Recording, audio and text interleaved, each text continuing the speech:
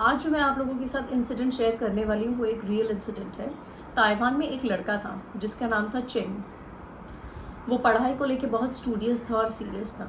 उसको एक competitive exam crack करनी थी। मेडिकल में उसको अपना एंट्रेंस एग्ज़ाम क्रैक करके डॉक्टर बनना था। वो कॉम्पिटिटिव एग्ज़ाम में इतना मगन हो गया और इतना उसने ध्यान दिया कि वो एक सेकंड भी अपना टाइम वेस्ट नहीं करना चाहता था। उसको ऐसा लगता था अगर मैं बाहर खाने जाऊंगा या मैं घर में खाना बनाऊंगा तो मेरा टाइम वेस्ट होगा, उतना ही टाइम में स्टडी थोड़ी ज़्यादा कर पाऊंगा।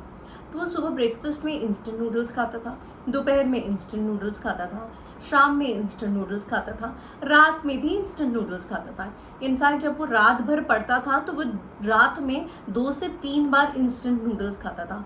इंस्टेंट नूडल्स में सिर्फ आपको गर्म पानी ऐड करना होता है, उसको मिक्स करना होता है और वो बन जाते हैं इंस्टेंट नूडल्स। बहुत बहुत मेहनत करने के बाद, बहुत पढ़ने के बाद, दिन रात एक करने के बाद वो मेडिकल एंट्रेंस में पास हो गया। अब वो लड़का यूनिवर्सिटी में चले गया पढ़ने के लिए। पढ़ने में उसको पता चला कि ये तो और ज़्यादा टफ है एग्ज़ाम्स। कोर्स पढ़ने के टाइम पे भी बहुत ज़्यादा पढ़ाई करने लगा। उसने अपने आप के लिए क्लासेस ज्वाइन करी। वो क्लासेस करता था, कॉलेज करता था, घर पे आता था, सेल्फ स्टडी करता था। वो अपनी पढ़ाई में इतना मगन हो गया कि उसको वापस ऐसे लगने लगा कि मैं बिल्कुल टाइम वेस्ट ना करूँ खाने में या पकाने में या बाहर जाके खाने में। तो उसने कंटिन्यू 2 साल तक सिर्फ इंस्टेंट नूडल्स खाए। एक दिन अचानक से उसका पेट दुखने लगा। पेट दुखने की तकलीफ उसको धीरे धीरे शुरू हुई। उसको लगा शायद गैस हो रही है, गैस्ट्राइटिस है, एसिडिटी है, इसलिए उसने ज़्यादा ध्यान नहीं दिया। वो लोकल डॉक्टर के पास जाता था। लोकल डॉक्टर उसको एंटासिड वगैरह दे देता था। उसको टाइम बिंग के लिए अच्छा लगता था, तो उसको लगा शायद मुझे गैस्ट्राइटिस या एसिडिटी की वजह से ही ये हो रहा है। एक दिन उसको पेट में बहुत ज़्यादा दुखने लगा और उसको खून की उल्टी होने लगी। उसके बाद जब उसको हॉस्पिटलाइज किया गया, उसका सिटी स्कैन, पेट स्कैन वगैरह सब कराया गया, तो उसको पता चला उसको एब्डोमिनल, पेट का, स्टमक कैंसर हो चुका है।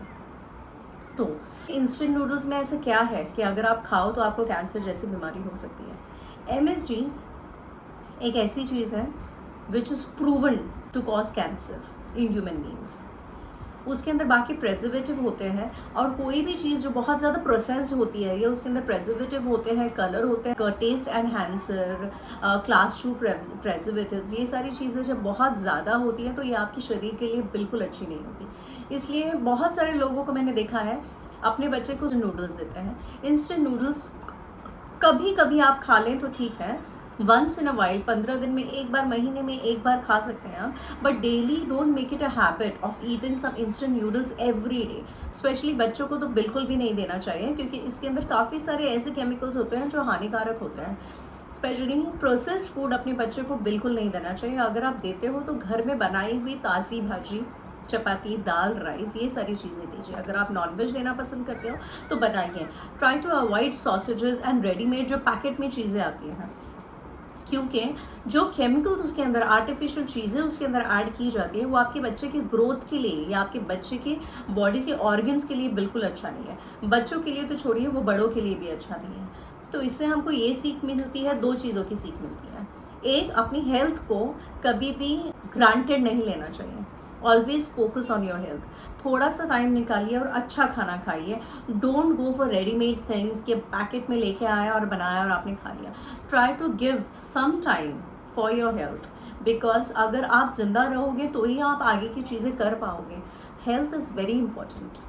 सेकेंड, आपकी बॉडी में कोई भी सिम्टम होता है, आपको पता है एब्डोमिनल, स्टमक का जो कैंसर होता है, स्टमक के कैंसर ज़्यादा करके डायग्नोज होते हैं 3rd या 4th स्टेज में, बिकॉज शुरुआत में उसके इतने ज़्यादा सिम्टम्स नहीं होते हैं। सिर्फ गैस्ट्राइटिस, एब्डोमिनल पेन या गैस सिम्टम्स होते हैं। तो लोगों को लगता है सिर्फ गैस है, गैस्ट्राइटिस है, मुझे थोड़ा सी बदहजमी हो गई है, इनडाइजेशन हो गया है, तो लोग केयर नहीं करते।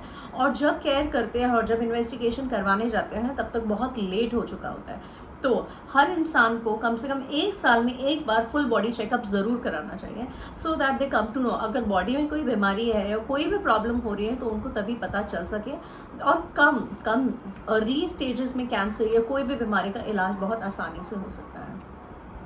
आई hope this video helps you and शायद आपको इससे कुछ सीखने मिला हो। If you like my video please give me a thumbs up, like, share and subscribe to my video. Thank you so much.